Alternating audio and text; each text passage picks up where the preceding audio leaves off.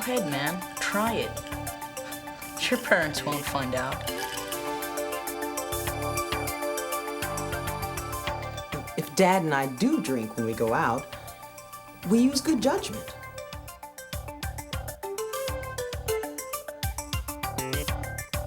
Want a beer? No thanks. Coach would really get on my case.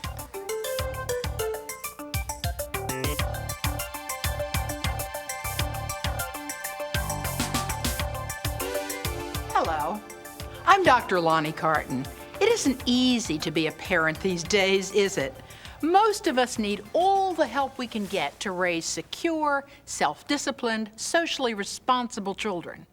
Our Family Talk About Drinking video offers advice from professionals and situations that demonstrate how effective parenting strategies may help. I've often said that if there were a formula for raising children, it would be made up of 10% luck, 10% inspiration, and 80% perspiration. The luck part has to do with things like the kinds of friends your child makes and the teachers he or she gets. The inspiration comes from listening to our children and giving them the attention and affection and approval they need. The perspiration is expended in the hard work, the time, making the decisions that have to be made and doing the disciplining that has to be done. The goal of Family Talk is to provide some basic guidelines for talking to your child about drinking. These guidelines have been carefully formulated by the Anheiser-Busch Family Talk Advisory Panel, educational, medical, and family therapy experts that have considerable experience in this area, some of whom you will meet later in this video. One of the most important things that our Family Talk research told us is to start early. The prime time to reach impressionable youngsters is between 9 and 11, when they're old enough to grasp complex concepts, but still young enough to listen to their parents and want to imitate the way parents behave. What other strategies can parents use? Set a good example. Boys and girls are very careful observers. Your actions and attitudes about drinking are being communicated to them whether you drink or not. Be factual when you discuss the topic of drinking.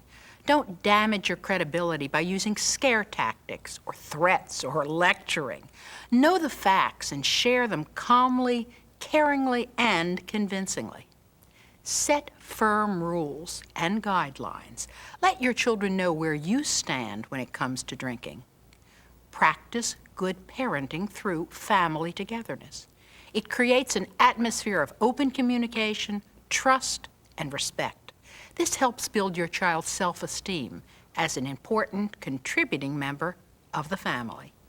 Get to know your child's friends and their families. Be aware of the powerful influence of peer pressure. Make sure your son or daughter understands what a real friendship is all about. Tell your children that real friends don't embarrass, threaten, or force you into doing things you don't want to or know you shouldn't.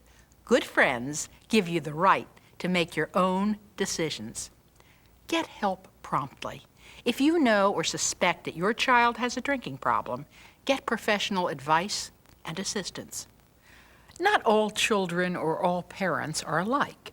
This is why there is not just one way to deal with the subject of drinking alcohol beverages. Whatever strategy you choose, remember that children take cues for their own behavior from their parents' behavior. Let's ask Dr. David Olms about the importance of this influence. Parents are the primary role models for their children. Everything you do or say makes an impression on their young minds. That's why it's very important for parents to set a good example. How does that apply to drinking behavior? If you do drink, don't overdo it or place too much emphasis on it. The vast majority of adults who drink do so responsibly and moderately, as a complement to a social situation or a relaxing conversation. For them, drinking doesn't become an end in itself or a way to deal with problems. If children observe responsible drinking by parents, they are not likely to become problem drinkers themselves. What about parents who don't drink? How do they deal with the issue? Even if parents abstain from drinking, they still need to present facts to their children about alcohol. Explain to the child the reasons you have chosen not to drink in a factual, straightforward manner. Exaggerating the dangers of drinking or turning alcohol into something totally evil may actually end up making it more attractive to children, especially if children find that what their parents have been telling them isn't the truth. One more thing. It's important not to present information to your child like you're lecturing. It's better to look for what we call a learning moment, such as if your child just saw a TV news story about drunk driving. Let's see how these guidelines might be applied by looking at a series of situations involving children, parents, and drinking. For each situation, we'll view how a problem arises, hear specific advice, then return to see how the parents handle that problem. If you choose, you can stop the tape and come up with your own solutions before viewing the concluding segment of each situation. Let's begin with a question from a young child that many parents might not be prepared to handle. Jimmy, Right here, Mom. doing your homework? Yeah. How's the math going? Can't do anymore. I'm starving to death. Can I have a snack? I'll get you a glass of milk. When you're finished, you can have a cookie. I guess I can do it, Mom. I only have 3 more. How was school today? Okay. We started a special thing today in class because it's Drug Awareness Week. Oh, that's good. What kinds of things are you learning? Well, we learned that alcohol is a drug, and that alcohol is in beer, wine, and liquor. Mom, I've seen you drink wine and Dad drink beer. Does that mean you take drugs? A question like this, coming from a young child, shouldn't surprise you. Many schools are teaching young children about drugs. Frequently, alcohol is also discussed. What are some good guidelines to follow when your child confronts you with just such a question? Let's return to Dr. David Olms. First of all, a parent must address the child's question about drugs. Alcohol is a drug, just like vitamin C and aspirin are drugs. Alcohol is simply formed through the brewing and distilling processes. It's a legal drug. However, it is illegal in all states for those under the age of 21 to purchase alcohol beverages, and in most states, except for specific situations such as religious ceremonies, it's also illegal for them to drink. While there is no such thing as responsible use of illegal drugs, such as crack cocaine or heroin, over 100 million American adults consume alcohol beverages, and most do so responsibly. Another key distinction between alcohol beverages and illegal drugs is that several recent medical articles have reported certain health benefits among adults from the moderate consumption of alcohol beverages. However, it's important to communicate that abuse of any product, sugar, salt, aspirin, alcohol, or even too much apple pie, can be bad for you, and that drinking is only okay for adults. But a child's natural response might be, if it's okay for you to drink, why isn't it okay for me? The answer to that is basically that alcohol affects adults differently than it does children. That's why there are laws against underage drinking. Kids should be told there are many reasons why they shouldn't drink. Their bodies are not mature enough to handle it, and they're not emotionally ready because their judgment skills have not developed. And as we stated earlier, it's illegal for children to purchase and consume alcohol. Well stated. Now, let's see how this question was resolved by our parent. Jimmy, there are all kinds of drugs. Some drugs are against the law for everyone because they can cause serious problems, like heroin or crack. It's always wrong to take those drugs. But there are other drugs that are legal. Aspirin's a legal drug, well, so is alcohol, but only for adults. Okay. It's also true that, your father and I do drink beer or wine sometimes. With dinner, or when we're relaxing, or maybe we're having drinks with friends. Many adults drink because they enjoy it. And you know your dad and I would never overdo it when we drink. That would be using poor judgment. I know that, Mom. You just need to remember that, well, drinking is just not for kids. Okay. Well, when you grow up, you may decide you want to drink. You may decide you don't want to. Anytime you want to talk about it, your dad and I are here. We'll be glad to try and answer any questions for you, okay? Sure. Now let's see you polish off that math. Okay. What this parent was able to do was to turn a tough question into a learning experience. She tried to put the situation into terms that a young child can grasp. She made it clear that there is a distinction between alcohol and illegal drugs. Every parent needs to make that distinction. If you don't, you may easily confuse the child or send the wrong message that responsible drinking by adults is the same as taking illegal drugs. Now, let's turn to another situation involving older children, a situation that deals with experimentation with alcohol beverages. That tastes real funny. Are you sure that's how you make a drink? Well, I guess so. I watched my folks, and that's how they did it. Oh, I don't feel so hot. I think I'm gonna go to the bathroom. Feel real dizzy all of a sudden.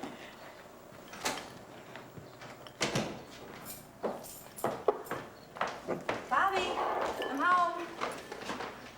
Oh, hi, Pat. Hi. Where's Bobby? He went to the bathroom, Mrs. Thompson. I don't think he feels very good. What do you guys? Pat? You guys have been in the liquor cabinet? Mom, I'm sick. The goal of the Family Talk program is to help parents to stop underage drinking before it starts. But even if you have talked to your child about drinking so that your child knows that underage drinking is wrong, there's always a chance your youngster might try it anyway. This is a situation that parents may be confronted with unexpectedly. For some advice on the subject, let's turn to Terry Rodriguez-Olms, a parent, the wife of Dr. David Olms, and a practicing family therapist. The very first thing to do is remain calm. Find out what the child has been drinking and in what quantity. And observe the child carefully after the incident to make sure there are no after effects. After you've made sure that the child is okay, don't attempt a detailed discussion with the child right away. He or she is probably in no condition to listen anyway. Discuss the situation at a more appropriate time. Obviously, a parent must show concern for the child's safety in such a situation, but what about the fact that the child broke an important rule? How do you balance these two, showing concern for the well-being of your child, but showing dissatisfaction for the child's misbehavior? Make sure you are firm, but don't forget your love and concern for the child. A tough love approach is appropriate. It's very important that the child realize that a rule has been broken. With a firm and caring approach, the child will know that parents enforce rules out of concern for the child's welfare. Let's see how our parents dealt with this tough situation. Bobby, exactly how much did you and Pat drink? Just a little. Are you sure that's it? Exactly how much did you drink? Not much. Do you feel like you're going to be sick again? No, I'm just a little dizzy. I want you to go up to your room and lie down for a while, and I will be up in a minute. Pat, how do you feel? I'm not sick, but I feel kind of funny. All right, I'm going to call your parents and let them know what's happened. And they'll be here to get you in just a minute.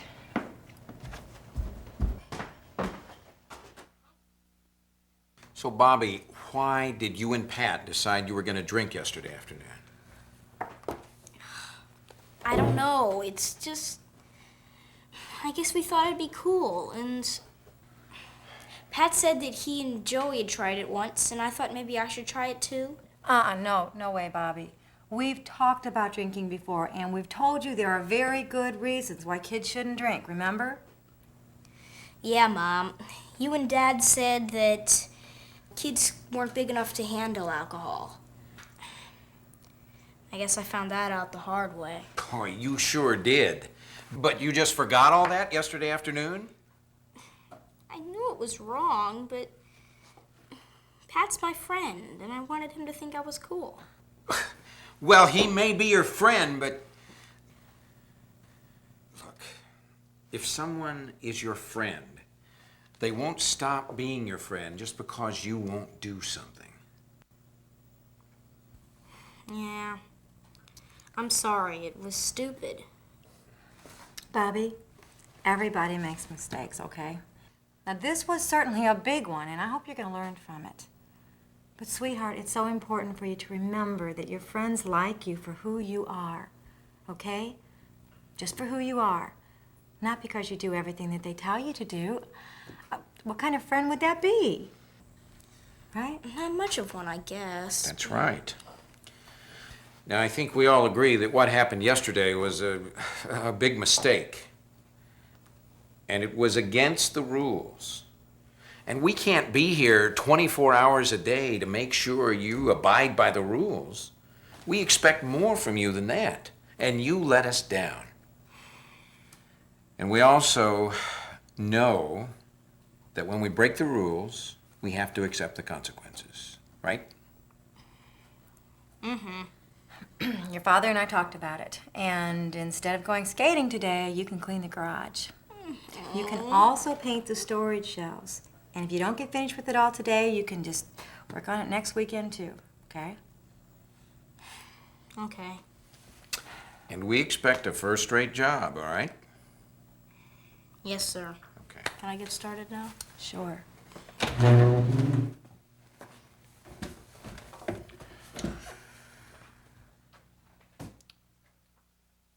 A very firm approach by these parents. Terry, what's your reaction? The mother handled the immediate situation calmly and firmly. The parents were also wise to wait until the next morning to discuss the matter with their child. And it's very critical that they took a firm stand with the child. When you make rules, you must stick to them. And you must impose an appropriate punishment for breaking that rule. Certainly, peer pressure played a big role in this experiment with drinking. How can parents help their children understand how to deal with this kind of influence? Well, friends are very important. In fact, according to a Roper report, children themselves say peer pressure is a big factor in determining whether they will drink. But parents are the most important influence. All children want to be liked and accepted. And sometimes this desire can cause confusion. Teach the meaning of true friendship to your children. Encourage them to recognize that they don't have to do what others are doing when it does not benefit them. And make it a point to get to know more of your child's friends and their families. You can also teach your child to be assertive by building self-confidence and self-esteem. This helps children learn to stand up for themselves. Good advice. Now, let's move on to another situation that shows a child's observation of an adult drinking situation. Don't forget the one to grow on. I won't. Hey, that was great. Thanks. Hey, I'll take the coffee out if it's ready. Everybody wants some except Uncle Jay. I wish he'd eat something. He's hardly touched any food since he got here. Uncle Jack is drunk, isn't he? Well, Rebecca, I'm not sure he's drunk. But Uncle Jack has probably had more to drink than he should have. You're not gonna let him drive home like that, are you? You told me that driving is a very bad thing to do after you've been drinking too much. Rebecca learned some important information about drinking and driving from her parents, and she did what a lot of youngsters do, put their parents on the spot by expecting adults to practice what they preach. Let's hear from Dr. Olms. Research tells us that children look to their parents as their primary role models. And we also know that parental example is one of the major influences on whether or not a child will decide to experiment with alcohol. When children are between ages 9 and 11, as this child is, parents can have a tremendous influence on them. That means when we tell them something, our subsequent actions also have to back up our words. It can't be a case of do as I say, not as I do. It just doesn't work that way with children. Children are keen observers of their parents' behavior. Make sure you live up to the standards you have set. Let's see how these parents deal with the situation. You know that Dad and I decide beforehand who's going to be the designated driver if we're going to go out somewhere, Rebecca. People should never drive when they've had too much to drink. They just aren't able to drive safely. What about Uncle Jack? You want him to get home safely, don't you? Of course, sweetie, you know that. In fact, he's already asked if he can stay over and spend the night. When Dad and I are out, we play it safe. We make sure we don't put ourselves in that position. And Uncle Jack wouldn't do that either. But if Uncle Jack hadn't asked, we wouldn't let him drive home anyway. We would have given him a ride or called a taxi for him. It's as simple as that. We could fold out the couch in the den, and I'll go get the sheets out of the closet. Hey, but what about a slice of that chocolate cake first? What the parents have done is to back up their words with actions. In addition to talking with their child in a factual, straightforward manner, they obviously had a plan in place. As a result, they have strongly reinforced the message they have already communicated to their child. Starting early can pay dividends. It gives your child added practice in making wise decisions. By the time your child becomes a teenager, he or she will face some major decisions and some major pressures in many critical areas. Let's examine one possible situation involving alcohol beverages.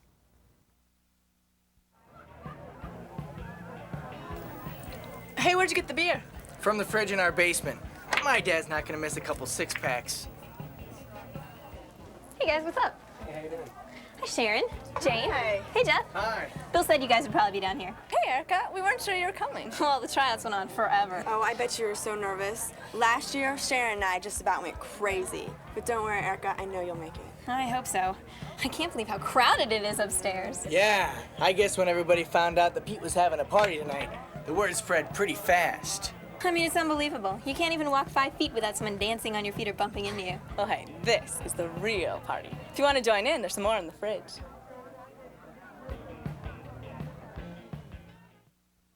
It's certainly no secret there's a lot of peer pressure out there for kids to take a drink, and teenagers especially feel the need to be part of the crowd, to fit in. Unfortunately, even though it's illegal for teens to buy alcohol, they can sometimes get their hands on it. How do you prepare your teenager for the kind of situation that we've just seen? It's been said before, but it's worth repeating. Start early. Begin to talk to your child about drinking by the time he or she is 9 years of age, or even earlier if the child asks questions about the subject. And don't just discuss the topic once and think you've said it all. Even if your child is now a teenager and you haven't talked to him or her about drinking, better late than never. Start communicating now. Don't just talk. Listen. Encourage your adolescent to ask questions, make comments, and contribute information. That way, everyone will understand the subject better. But what types of strategies and refusal skills do teenagers need to avoid the peer pressure trap? Strategies and skills that will allow them to save face and avoid inappropriate behavior in an attempt to fit in with the crowd. Strategies and skills that build self-confidence in their ability to handle just such a situation. The best way to do this is to actually sit down with your teenagers and have them come up with the refusal strategies they would use. Let's see how Erica's father helped her develop these skills. Erica, Your mom and I have talked to you ever since you were a little girl, all about drinking. But now that you're in high school, maybe it's time we listen to you for a change. Sooner or later, you're going to feel pressure to drink. How would you handle a situation like that? Well, now that I'm older, I do hear more talk at school about drinking. But I think that everybody I know also thinks about the trouble they can get into with it. Well, that's good to know. But let me ask you, if you went to a party and your friends were there and they were sitting around drinking and they offered you some, I mean, what would you do? Well, I'd just tell them I didn't want any. Even if these were people that you really wanted to like you? Well, sure. I mean, there are definitely certain people you want to like you. But that doesn't mean you have to do something you don't want to. I mean, I think that if they're really worth being friends with, they just wouldn't care about something stupid like that. So what would you do? Well, I guess I'd tell them I just didn't feel like having a drink. That it doesn't agree with me. Or that it's my personal choice. Then maybe I'd change the subject. Talk about something else. Erica, I know you probably think I worry about you too much, but hey, it's only because I love you. Just remember that I trust you, and that if you ever have problems dealing with anything like this, don't hesitate to ask. Okay, Dad. But don't worry. I can handle it. Okay. Erica, are you okay? Oh, sure. Sorry. I just spaced out for a second. Guess I'm just tired from those tryouts. I'll just grab a soda instead. Let me get you one too. And let's go and check out the party upstairs. Okay. I saw Greg Mason upstairs. And I hear he's really got a crush on you. No way. Yes. No way. I talked to Jane. How does she know? It appears that Erica handled that situation well. Let's get some additional comments from Terry Ohms. Did you notice how Erica used positive peer pressure in asking her friend to come upstairs with her? Parents have a role to play here too. They can teach their sons and daughters to develop healthy and safe friendships by observing each relationship and later on talking about it. It's important to welcome the friends and to point out the friends' positive features, but to be prepared if necessary to discuss negative behavior, like, your friend doesn't seem to study much. You can't run your child's life, especially in the teen years, but it's important to stay interested and very involved. That advice seems easy when you're lucky enough to have a reasonable young person like Erica as your child. But we all know that some teens are much more defiant in their attitudes. Well, that's certainly true. Teens often do express rebelliousness in the face of parental rules. In therapy, I often say to parents, the more hurtful the behavior of the child, the deeper the child's pain. So, if hurtful behavior persists, it's important to seek professional help. Hurtful behavior might be more than drinking. It could be falling grades, getting in trouble at school, things like that.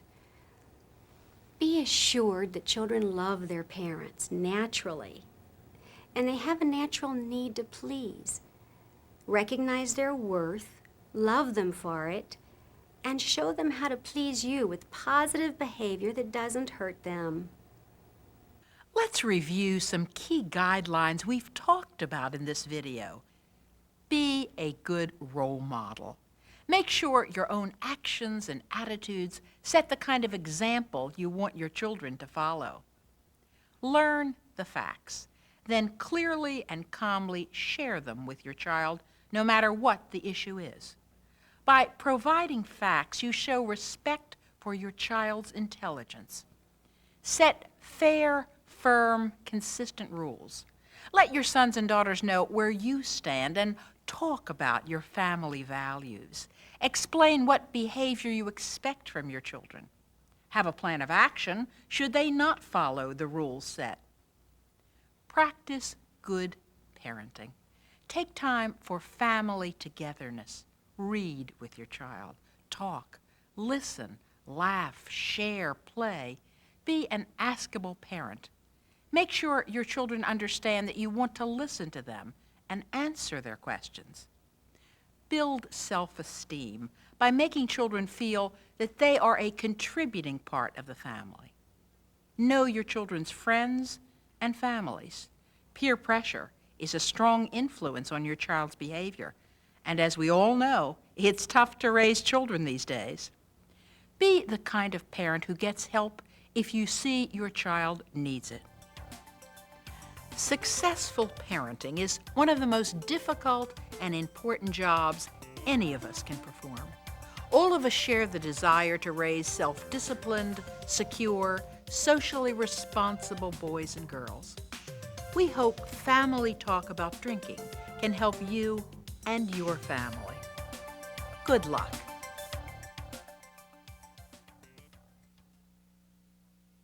The Family Talk program is produced by Anheiser-Busch as part of its commitment to helping solve the problem of illegal underage drinking.